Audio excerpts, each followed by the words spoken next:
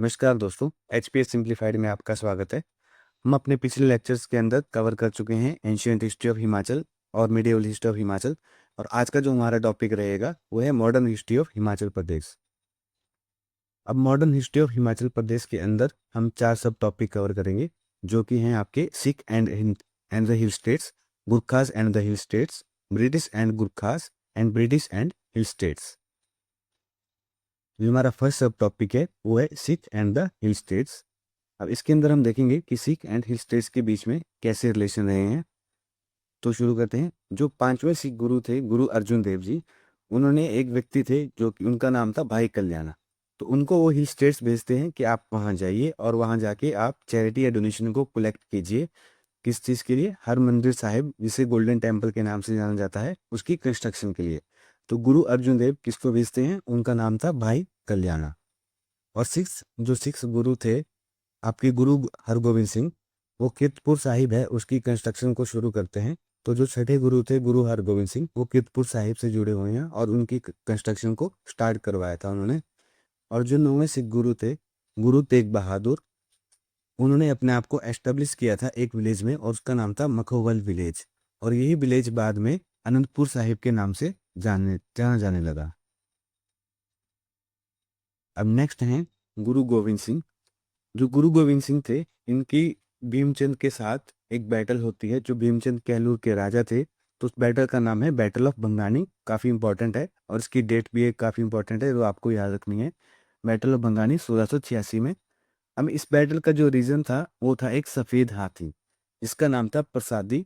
और ये जो सफ़ेद हाथी था, वाइट एलिफेंट, ये गुरु गोविंद सिंह जी को गिफ्ट में दिया गया था बाई रतन राय ऑफ आसाम।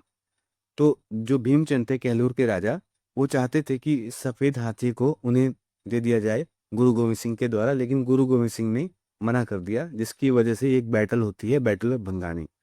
तो जो भीमचंद का इस बैटल में साथ देते हैं वो हैं फतेह शाह गढ़वाल से और हरिचंद, जो कि हिंदूर से थे।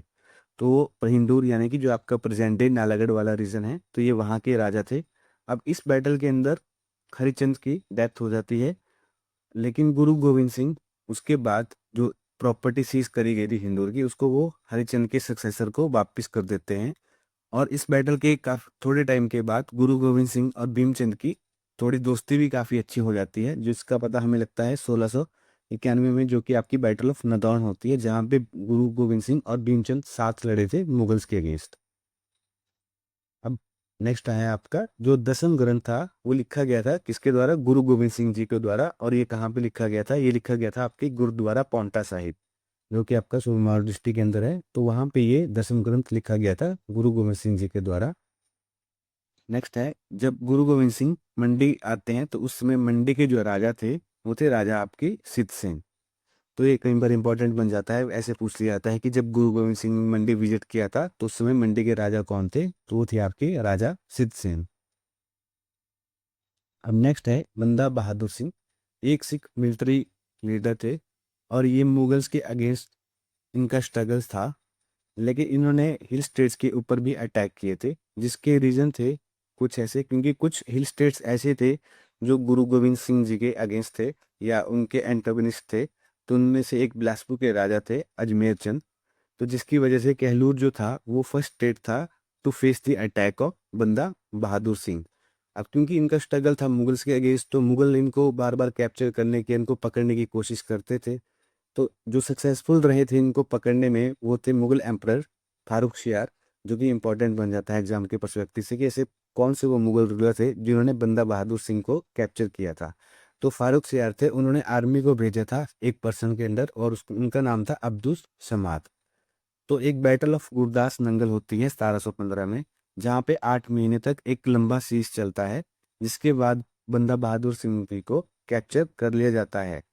तो कौन से मुगल रूलर थे? वो थे अगर मुगल रूलर का नाम आया तो फारूक शियार, और अगर ऐसा है कि उन्होंने किसको भेजा था कैप्चर करने के लिए बंदा सिंह बहादुर को, तो वो थे अब्दुल समाद।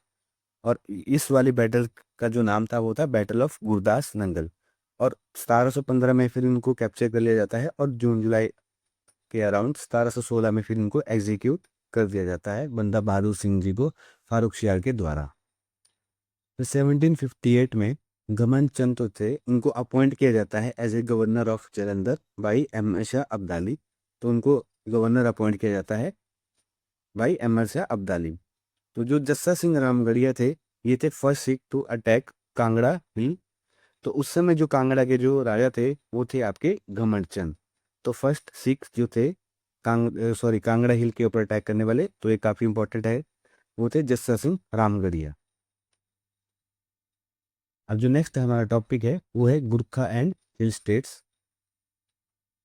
तो अमर सिंह जो थापा थे वो एक काफी एबल कमांडर थे, गुरखा कमांडर। और वो 1804 तक 30 हिल states of Kumaon, Garhwal, Sirmaur and Shimla इनको कैप्चर कर चुके थे। अब उसके बाद एक राजा करम प्रकाश थे सिरमौर के, वो थोड़े इनएक्सपीरियंस रूलर थे, जिसकी वजह से जो राजा रामचरण सिंह थे हिंदूर के, उन्होंने वहां पे इंटरफेयर करना शुरू कर दिया। अब कंवर रतन सिंह जो थे वो थे राजा करम प्रकाश के भाई। तो उनको ये सलाह दी गई उनके दो ऑफिसर्स के द्वारा, और उनके नाम थे अजीत सिंह एंड कृष्ण सिंह, कि आप गद्दी को पा लीजिए और अपने भाई को हटा दीजिए। अब होता क्या है कि इसकी वजह से इनके बीच में आपस में बैटल होती है, जहाँ पे राजा करम सिंह और कंवर रतन सिंह के बीच में, तो जिसमें एक पर्सन थे उनका नाम था चोलू मियाँ। तो जिनकी जो शक्ल थी वो रिजेंबल करती थी करम प्रकाश के जैसी। और उस बैटल में होता क्या है कि जो चोलू मियाँ थे उनकी डेथ हो जाती है, और ये रूमर फैल जाता है कि राजा करम प्रकाश की डेथ हो गई है। अब जिस चीज का फायदा उठा के जो राजा करम प्रकाश थे वो भाग जाते हैं, और उसके बाद वो हेल्प मांगते हैं आपके जो ये गुरखा कमांडर थे अमर सिंह थापा से। तो अमर सिंह थापा इनकी हेल्प करने के लिए सबसे पहले भेजते हैं अपने बेटे भक्ति थापा को, कि जाइए आप जो ये हिंदूर के रूलर थे इनको हराइए। लेकिन ये अटेम्प्ट जो थी ये फेल हो जाती है, और उसके बाद सेकंड अटेम्प्ट में अमर सिंह थापा खुद आते हैं। पर लेकिन अमर सिंह थापा जब खुद आते हैं इनकी हेल्प करने के लिए, तो वो कंवर रतन सिंह को हरा तो जरूर देते हैं, लेकिन उसके बाद वो करम प्रकाश को हैंड ओवर नहीं करते हैं, बल्कि वहां पे वो अपनी ही गवर्नमेंट एस्टेब्लिश कर देते हैं। तो वो राजा करम प्रकाश को उनकी गद्दी वापिस नहीं सौंपते अमर सिंह थापा उनकी हेल्प करने के बाद, और वहां पे वो खुद अपनी ही गवर्नमेंट एस्टेब्लिश कर देते हैं। और इसी समय काल के बीच में क्या होता है कि जो रामचरण सिंह थे और ये हिंदूर के राजा थे, और राजा संसार चंद जो कि कांगड़ा के राजा थे, ये अटैक कर देते हैं राजा मानचंद यानी कि कहलूर के ऊपर। और ये जो अटैक था ये काफी डेंजरस, या आप बोल सकते हैं कि ये काफी ठीक साबित नहीं होता है आगे राजा संसार चंद के लिए, और इनकी बहुत बड़ी गलती इसको माना जाता है।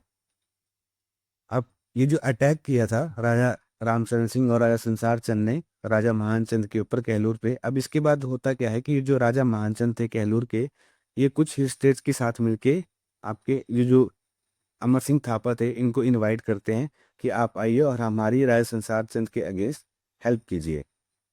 तो होता क्या है, तो फिर राजा संसार चंद और गुरखास के बीच में लड़ाई होती है। ये उस बैटल का नाम है बैटल ऑफ महल मोरिया, और ये होती है आपके 1806 में। तो ये जो महल मोरिया है ये आपका हमीरपुर डिस्ट्रिक्ट के अंदर आता है। तो इस बैटल के अंदर अमर सिंह थापा जो हैं वो हरा देते हैं संसार चंद को। अब इसकी वजह से क्या होता है कि संसार चंद पहले यहाँ से निकल के वो सुजानपुर टीरा का जो फोर्ट था वहां जाते हैं, वहां जाके शेल्टर लेते हैं, और उसके बाद वो कांगड़ा फोर्ट में शेल्टर लेते हैं, जहाँ पे वो लगभग 4 साल तक रहते हैं। और इसी समय के बीच में जो गुरखास थे वो काफ़ी प्लंडर वगैरह वहाँ पे करते हैं कांगड़ा वाले रीजन के अंदर। और उसके बाद जो संसार चंद थे, ताकि वो वापस अपने साम्राज्य को पा सकें, तो उसके लिए वो हेल्प मांगते हैं राजा रणजीत सिंह की। तो राजा रणजीत सिंह से वो हेल्प मांगते हैं कि आप हमारे गुरखास के अगेंस्ट हेल्प कीजिए। तो इसके लिए एक ट्रीटी होती है 20 जुलाई 1809 को, और उस ट्रीटी का नाम था ट्रीटी ऑफ ज्वालामुखी। अब इस ट्रीटी के अंदर राजा रणजीत सिंह इनकी हेल्प करने के लिए मान जाते हैं। अब महाराजा रणजीत सिंह हरा देते हैं उसके बाद गुरखास को। अब इसके बदले में ये जो हेल्प करी थी महाराजा रणजीत सिंह ने संसार चंद की, अब इसके बदले में जो कांगड़ा फोर्ट था वो संसार चंद को देना पड़ता है महाराजा रणजीत सिंह को। तो उसके बाद जब वो वापस कैप्चर कर लेते हैं कांगड़ा फोर्ट को, अब महाराजा रणजीत सिंह के अंडर कांगड़ा फोर्ट आ जाता है। तो जो सबसे पहले वो नजीम या गवर्नर बनाते हैं कांगड़ा फोर्ट के, तो वो बनाते हैं देसा सिंह। मजीठिया को। तो देखिए, तो 20 जुलाई 1809 को होती है ट्रीटी ऑफ ज्वालामुखी। तो उसके बाद जब फोर्ट को कैप्चर कर लिया जाता है महाराजा रणजीत सिंह के द्वारा, तो उसके बाद वो किसको बनाते हैं गवर्नर? वो गवर्नर बनाते हैं देसा सिंह मजीठिया को। उसके बाद हम देखते हैं कि जो अमर सिंह थापा थे वो अर्की चले जाते हैं, और वहाँ के जो चीफ थे उनका नाम था राणा जगत सिंह। तो वो वहाँ जाके उनको हरा देते हैं, और वहाँ से उनको देश निकाला हो जाता है, और इसलिए वो वहाँ से जो राणा जगत सिंह थे वो आपके पलासी चले जाते हैं। और वहीं पे रणजौर सिंह जो थापा थे, रणजौर सिंह थापा थे अमर सिंह थापा के बेटे। उसके बाद ये अटैक करते हैं सिरमौर रूलर जो कि थे उस समय पे करम प्रकाश, और उस उनको वो फोर्स करते हैं कि स्टेट को छोड़ने के लिए। तो रणजौर सिंह थापा अटैक करते हैं करम प्रकाश के ऊपर, और जो अमर सिंह थापा थे वो अटैक करते हैं राणा जगत सिंह के ऊपर, जो कि अर्की के चीफ थे। अब जो नेक्स्ट है वो है हमारा सब टॉपिक ब्रिटिश एंड गुरखास। अब ब्रिटिश एंड गुरखास के बीच में लड़ाई के क्या कारण रहे, पहले वो जान लेते हैं। तो इनके जो रीजन थे कन्फ्लिक्ट के, वो थे पहला कि 1813 के अराउंड जो अमर सिंह थापा थे उन्होंने लगभग 6 विलेजेस को कैप्चर कर लिया था, सरहिंद जो कि पंजाब के अंडर आता है, और इन विलेजेस को ब्रिटिश सिक्स के द्वारा चलाया जाता था। तो उनको कैप्चर कर लिया अमर सिंह थापा ने। और दूसरा जो ब्रिटिश इंडिया और जो नेपाल के बीच के रोड्स थे और पासिस थे उनको कैप्चर किया हुआ था इनके गुरखास के द्वारा, तो जिसकी वजह से जो कमर्शियल इंटरेस्ट थे ब्रिटिशर्स के वो अफेक्ट हो रहे थे। तो इन रीजंस की वजह से तो फाइनली फिर 1 नवंबर 1814 को ब्रिटिश डिक्लेयर कर देते हैं अपनी वार को अगेंस्ट गुरखास। अब ब्रिटिशर्स के द्वारा 4 सेपरेट डिवीजन बनाई जाती हैं गुरखास के साथ लड़ने के लिए, और उनमें से जो 2 मेन लीडर थे वो थे आपके major general David Ochterlony and major general Rollo Gillespie. अब जो मेजर जनरल रोलो गिलिस्पी थे ये बाल बंदर सिंह थापा को हराते हैं फोर्ट ऑफ कलिंगा में। और उसके बाद जो रणजौर सिंह थापा थे जिन्होंने जैतक फोर्ट को बनाया भी था, ये वहाँ पे ब्रिटिशर्स के ऊपर काफ़ी अटैक करते हैं और वहाँ पे ब्रिटिशर्स को काफ़ी नुकसान पहुँचाते हैं। उसके बाद फिर इस लड़ाई के अंदर 16 जनवरी 1815 को डेविड ऑक्टोलोनी अटैक करते हैं अर्की में, और जिसकी वजह से जो अमर सिंह थापा थे वो मूव कर जाते हैं आपके मलाऊ फोर्ट में। उसके बाद 12 मार्च 1815 को 2 चीफ मैन ऑफ जुब्बल जिनका नाम था टांगी वजीर एंड प्रीमू, वो ब्रिटिशर्स के साथ मिलके वहाँ पे गुरखास को सरेंडर करने पे मजबूर कर देते हैं। तो 12 मार्च 1815 को, तो आपने ये नाम याद रखने हैं कि वो जुब्बल स्टेट्स के कौन से 2 पर्सन थे जिन्होंने ब्रिटिशर्स की हेल्प करी थी, कौन से वो चीफ मैन थे। तो उनका नाम था डांगी वजीर एंड प्रीमू। उसके बाद हम देखते हैं कि जो आर्मी थी बुशहर की उसको लीड कर रहे थे 2 पर्सन, उनका नाम था टिक्कम दास एंड बद्री। तो टिक्कम दास एंड बद्री जो थे इन्होंने आर्मी ऑफ बुशहर को लीड कर रहे थे, और उन्होंने भी ब्रिटिशर्स की हेल्प करी थी इस लड़ाई में। और जो गुरखास थे, जो आपका रवाइंगढ़ फोर्ट है जो रणजौर सिंह थापा के अंडर था, वो उसके बाद वहां से गुरखास को निकलने के लिए मजबूर कर देते हैं उस फोर्ट से। तो ये आर्मी ऑफ बुशहर को लीड कौन करता था? टिक्कम दास एंड बद्री। तो देखो आपको ऐसे याद रखना है कि जुब्बल्स के कौन थे वो 2 चीफमैन, तो उनका नाम था डांगी वजीर एंड प्रीमू। और आर्मी ऑफ बुशहर को लीड करने वाले कौन थे? 2 पर्सन, तो उनका नाम था टिक्कम दास एंड बद्री। उसके बाद जो आपका रामपुर कोटगढ़ रीजन वाला है वहां पे एक हाटू रेंज जिसके चीफ थे कीर्ति राणा, वो अलाई थे इनके क्या बोलते हैं आपको गुरखास के। तो कीर्ति राणा जो थे ये गुरखास के अलाई थे और ये हाटू रेंज के चीफ थे। अब यहाँ के जो इन चीफ थे इनको भी सरेंडर करना पड़ जाता है एट सरहन का टिब्बा। और किसकी वजह से? क्योंकि ज्वाइंट आर्मी थी जो बुशहर और कुल्लू की, वो फोर्स करते हैं इनको सरेंडर करने के लिए कीर्ति राणा को, जो कि आपके चीफ थे हाटू रेंज के। अब उसके बाद भक्ति थापा और डेविड ऑक्टोलोनी के बीच में फाइट होती है, लड़ाई होती है इनकी बैटल, जो कि होती है मलाव फोर्ट में, जहाँ पे भक्ति थापा की डेथ हो जाती है। अब इसके बाद कुछ ऐसी सिचुएशन बन जाती है क्योंकि भक्ति थापा की भी डेथ हो जाती है जो काफ़ी इनके गुरखास के मेन एक कमांडर थे, लीडर थे। अब उसके बाद थोड़े टाइम के बाद एक न्यूज़ आती है कि फॉल ऑफ कुमाऊं, कुमाऊं का भी पतन हो चुका है, और अनविलिंगनेस ऑफ ये सोल्जर, जो अमर सिंह था, ये इनके जो सोल्जर थे, अब वो भी लड़ना नहीं चाहते थे, तो इसकी वजह से अमर सिंह थापा को सरेंडर करना पड़ जाता है फाइनली।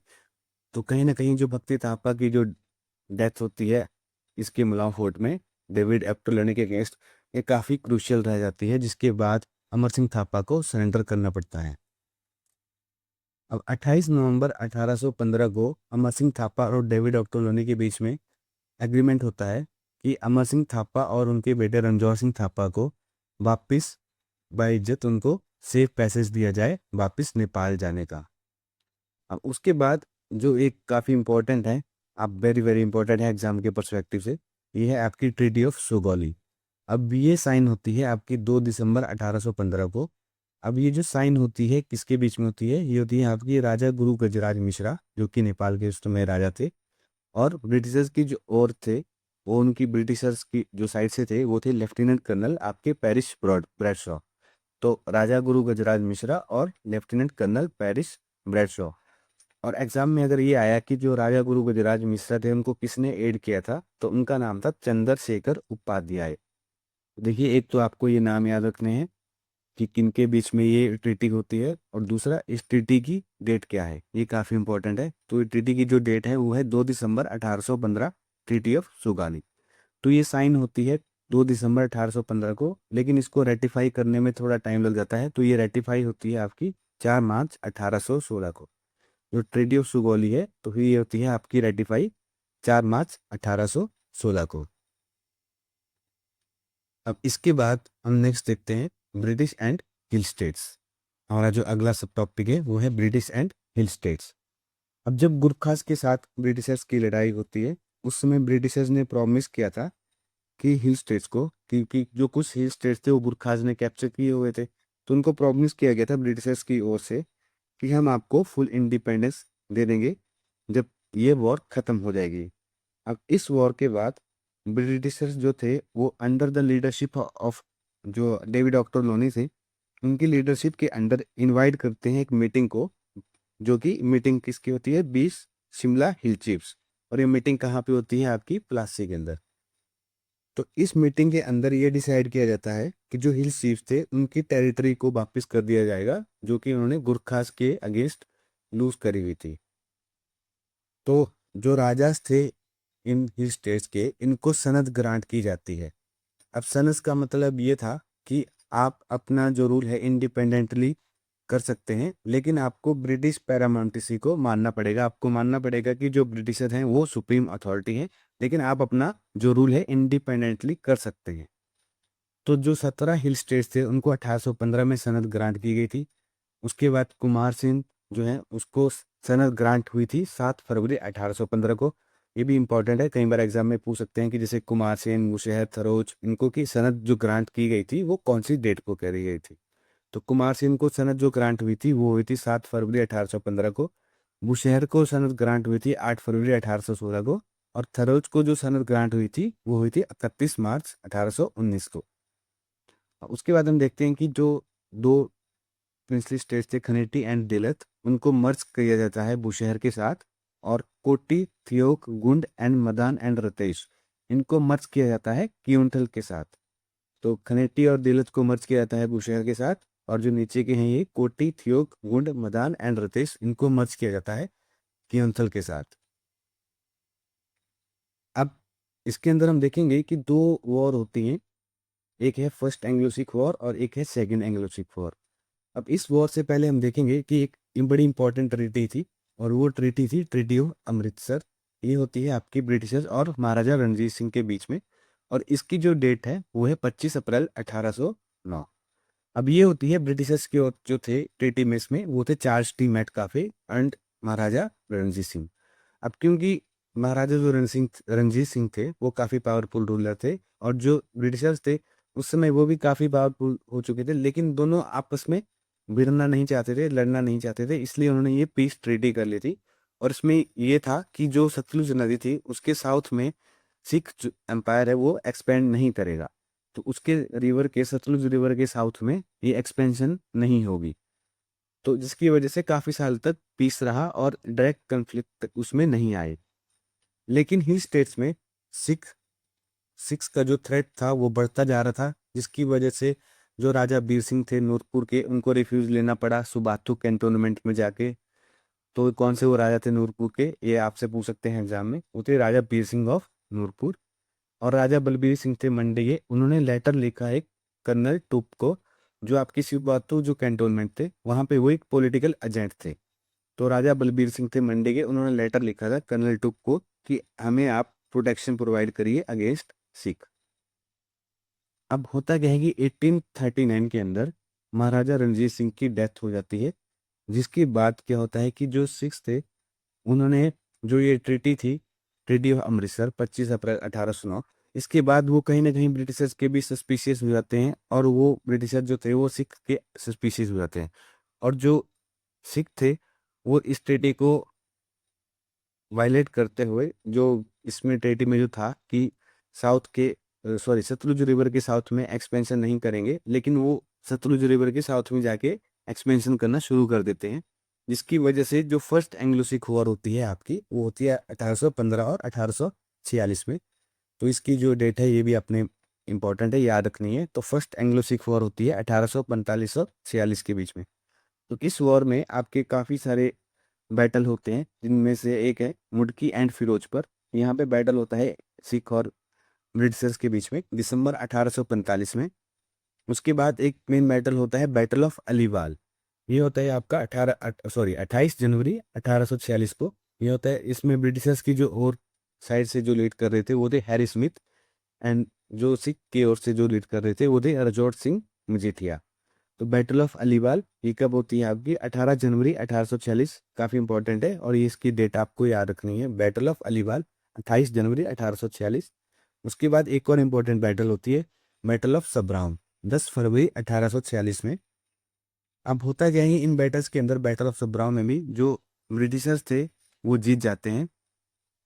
अब कई जो हिल स्टेट्स थे, क्योंकि जब ब्रिटिशर, हमने देखा कि पहले कि जब गुरखाज और ब्रिटिशर्स के बीच में लड़ाई होती है तो काफ़ी सारे जो हिल स्टेट्स थे उस टाइम पे, उनको उनके जो स्टेट्स थे जो उन्होंने अपने एरिया को खोया था गुरखाज के अगेंस्ट, उनको वापस कर दिए जाते हैं एंग्लो गुरखा वार के बाद। अब इसी चक्कर से क्या होता है कि काफ़ी हिल स्टेट्स जो थे वो ब्रिटिशर्स को सपोर्ट करते हैं against Sikh in first Anglo Sikh war, क्योंकि उन्हें लगा था कि ब्रिटिशर उसके बाद उनकी जो टेरिटरी है उसको वापस कर देंगे। अब इसमें जो सपोर्ट करने वाले थे वो थे शमशेर सिंह, जो कि गुलेर के राजा थे, बीर सिंह नूरपुर के, नारायण पाल कुटलहर के, और पंडित शिबू जे तो थे सुकेत के। वो भी इस आर्मी को भेजते हैं अगेंस्ट सिख। अब होता क्या है कि ट्रीटी ऑफ लाहौर होती है एक, इस लड़ाई के बाद, फर्स्ट एंग्लो सिख वॉर के बाद। ये होती है आपकी 9 मार्च 1846 को। अब इस ट्रीटी किसके बीच में होती है? ये होती है आपकी सिख और ब्रिटिशर्स के बीच में। और ब्रिटिशर्स की ओर की साइड से कौन थे? वो थे सर हेनरी हार्डिंगे, और सिख की ओर से जो थे वो थे आपके महाराजा दलीप सिंह बहादुर। तो ये जो ट्रीटी होती है, ट्रीटी ऑफ लाहौर, ये होती है आपकी 9 मार्च 1846 को। अब इस ट्रीटी के अंदर जो टेरिटरी थी साउथ ऑफ सतलुज, और जो जलंधर दुआब था बिटवीन ब्यास एंड सतलुज, ये सिख को उनको सीड करना पड़ जाता है ब्रिटिशर्स के लिए। तो मतलब ये जो टेरिटरी थी साउथ ऑफ सतलुज जो उन्होंने कैप्चर कर ली थी, और जो जलंधर दुआब था, ये वाला रीजन उनको ब्रिटिशर्स को देना पड़ता है। अब इसके बाद एक और ट्रीटी होती है आपकी ट्रीटी ऑफ अमृतसर 16 मार्च 1846 को। मतलब जो पहली ट्रीटी होती है ट्रीटी ऑफ लाहौर 1846 में, सॉरी 9 मार्च 1846 में, उसके थोड़े दिन के बाद ही। अब देखिए जो एक इम्पॉर्टेंट बात है कि ट्रीटी ऑफ अमृतसर, ये जो ट्रीटी ऑफ अमृतसर है ये है 16 मार्च 1846 वाली।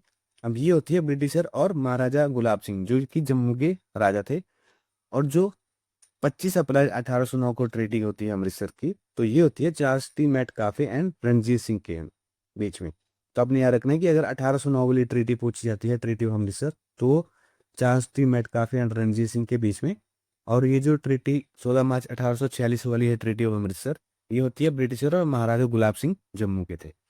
अब इसमें क्या होता है कि जो हिली एरिया था between Ravi and Indus river के बीच में, वो दे दिया जाता है गुलाब सिंह जो कि जम्मू के राजा थे, और सतलुज से लेके आपका जो रावी तक का जो एरिया था वो ब्रिटिशर अपने पास रखते हैं। अब क्या होता है कि इसमें फर्स्ट एंग्लो सिख वॉर के बाद जो टेरिटरी थी हिल स्टेट्स की वो वापस नहीं करी जाती है।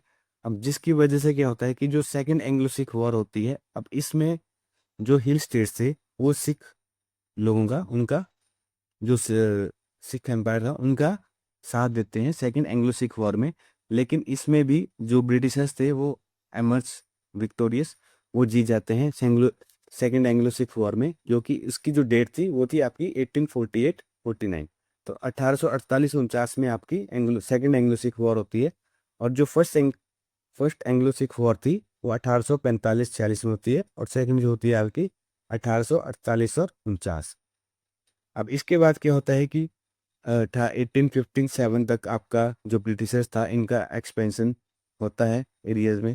अब 1857 के बाद कहीं ना कहीं जो था वो एक्सपेंशन रुक जाता है, और उसके बाद क्या होता है कि जो चैम्बर प्रिंसली स्टेट्स थे इनके